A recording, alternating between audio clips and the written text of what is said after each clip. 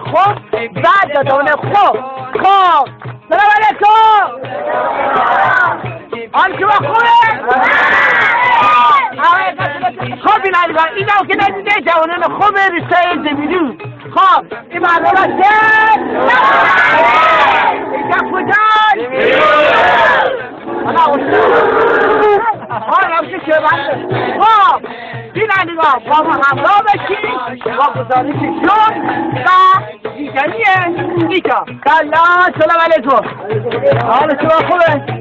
سلامتی بینندگان عزیز هوندم در روستای جن دیویدو در کنار مامان و داداونمو که در حال پخت و پز نون محلی هستند خب برم حالا سوال بگم سلام علیکم علیکم سلام نخسته خیلی خوش آمدید سلامتی شما الحمدلله خب بگه که اینجا کجاست؟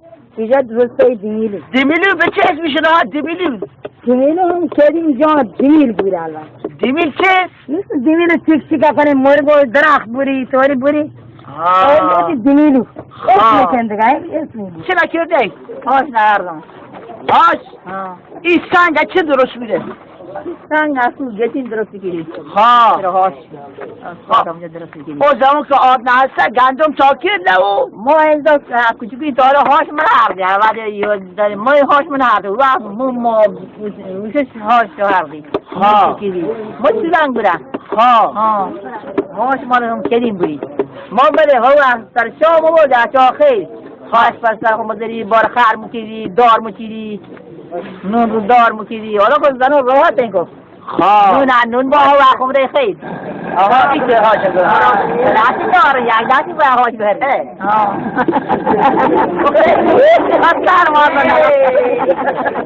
خوب آجی خب جواله حالا این بوا تجاره ای چه؟ این کارمسرا کدیم کارمسرا شگن کارمسرا هم شگن کدیم دور شاه عباس دمالی دوران دور اولی که بندر عباس برپا بود شاه عباس که همه زیر نگینی برید تا شیراز تا اصفهان تا همش ایشو در 6 فرسخی تقریبا یک تا کارمسرا با 4 مرکب بستی همش ایشو بستی درست بودی که برای کفله شطوری استفاده بکنه از اینجا که حرکت دیگه گچین از خمسور از خمسور از یک تا شیراز هم بستی استفاده از اینا بود کدیم دیگر مال بودی خودم موشی نبودی که مال درست با دم و شطور با بار استفاده با گندم کشوازی برای مواد خوراکی تقریبا گوده تقریبا رد رو بستک رو سرها و باغ همه مکان رد و شطور مثلا وسائل هم شطور بودی و بار شطور مواد خوراکی مردم بندرعباسی بودی از اینجا مثلا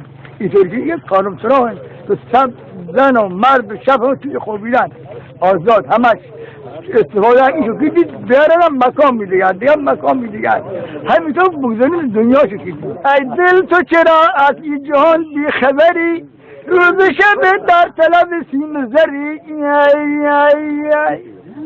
سرمایه تو در این جهان یک کفن است اون هم به گمانم ببری یا نبری ای دوست این که تو میبینی نه دنیا که یک توی خرابات است که کسی میر نشد از مردن آدمی زمین سیر نشاید تو گفتی که به پیری برسیم توبه کنیم دیدیم که بسی جوان بمرد و دگر پیر نشد ای داد بیدای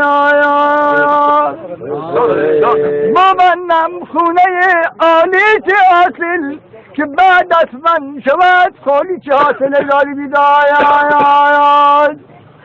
بدیر خاک بسی از معتنان است و روی خاک خوشحالی جهاته. بله مرسی. یه دست خیلی خیلی بلند میزنید. روستای دیمیلو حدود 60 کیلومتریه. غرب بندر عباس واقع شده. از شمال به رود کل، از غرب بازم به رود کل، از جنوب به دهستان گتین و از شرق هم به بندر عباس محدود میشه. کل مشکلات روستا، یکی از مشکلات مهم روستا و جوانان روستا بیکاری جوانان است. به تازگی مدیر عامل جدید کشتیسازی اعلام کرده که 1000 نفر از نیروی بومی باید اخراج بشن از کار. من به عنوان عضو شورا سوال از ایشان دارم، به عنوان مسئول شرکت توضیح بخواهند اگر این نیروی 1000 نفری بیکار بمونن باید در سطح روستا چه انجام بدن؟ چه شرکتی بیلی میشه میخوام بکنن؟ کشتیسازی خلیج فارس. بچه ها به کوچیکو مال دیمیلو کلا شهر بکنه. 1000 نفر نیروی بومی از روستای دیمیلو، گچین، مقاومت، کل منطقه که بومی هستن و کل نیروهای خارج از استان به کار گرفته شدن جای این عزیزان که امیدواریم مسئولان عزیز بی ویژه مسئولان محترم اداره کار در این زمینه حتما توجه کنن. این چه نه در بینندگان تجاره؟ دستاره؟ ها این از کی یادت گه؟ اون وقت اون یادم گیدی. یعنی از دوستان یادت گه نه؟ بله. این یک تا جلیوزه چند ماه طول کشه؟ یک ماه کشه. بعد چه نفروشی؟ فروشتنی 25 تومن 25,000 تومن؟ همه کار دسته درسته؟ بله. این دیگه نصر ایشالله نصر عروش کنه نه؟ بله. ماشاءالله. تا کلا چند درس خونه با؟ اینجا تو وقت راهنمایی کنن دیگه رنگتین طوری که امکان چه بود رنگتین هیچ تحصیلات کنی یا چی نیم مدرسه دبیرستان طوری شو نینی؟ دبیرستان نینی جا؟ نه اینجا نینی ده باید برم گتین مجبورم برم گتین سرویس جا رنگتین اتم. کسی هم که دیگه دستی نارسه داره؟ نه نبود دبیرستان که مشکل اصلی دختر مخصوصا دختر و مرکز پیش دانشگاهی به سرویس ایاب ذهاب خیلی مشکل شده. اکثرا به خاطر این مشکل ترک تحصیل کنه و واقعا از زندگی عقب کن.